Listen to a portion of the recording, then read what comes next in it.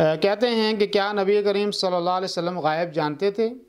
اس کا جواب یہ ہے کہ نبی کریم صلی اللہ علیہ وسلم بھی غائب نہیں جانتے تھے، اور اس دنیا میں اللہ رب العالمین کے علاوہ کوئی بھی آدمی غائب نہیں جانتا ہے۔ دلیل اس کی اللہ رب العالمین نے سورہ النحل کے اندر فرمایا اللہ کہ آسمانوں اور زمینوں میں غائب کا علم جو ہے وہ صرف اور صرف اللہ رب العالمین کے پاس ہے۔ اور ایسے ہی سورہ انعام میں اللہ رب العالمین نے فرمایا وَعِندَهُ مَفَاتِحُ الْغَيْبِ لَا يَعْلَمُهَا إِلَّا هُ، کہ